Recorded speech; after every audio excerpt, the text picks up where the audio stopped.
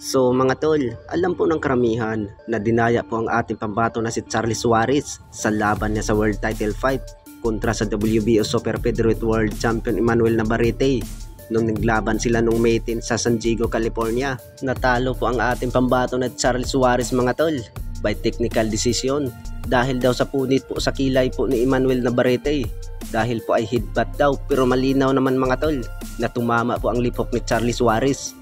Bukod dyan ay alam po ng karamihan mga tol na pinaghandaan talaga niya ni Charlie Suarez po ang laban na yan.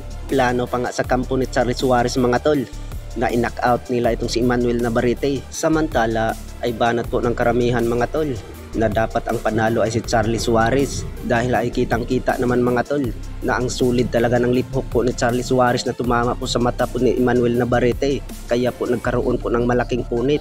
Kaya hihintayin na lang po natin mga tol kung magkaroon pa ba sila ng rematch. Sa tingin ng karamihan, parang ayaw na makipag-rematch itong si Emmanuel Navarrete dahil po ay natikman na po ang lakas po ng kamao sa ating pambato na si Charlie Suarez.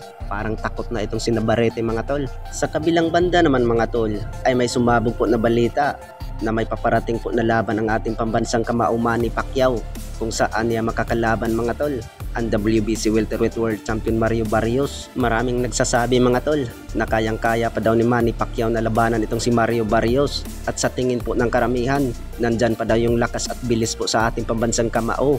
Pero dapat daw mga tol na mag-iingat daw itong si Manny Pacquiao kay Mario Barrios dahil po sa edad po ng 46 years old itong si Manny Pacquiao at itong si Mario Barrios mga tol ay batang-bata pa ito. Ano kaya sa tingin niyo mga tol? Kaya pa kaya ni Manny Pacquiao na patulugin niya itong si Mario Barrios kung sakali ay matuloy na po ang kanilang laban?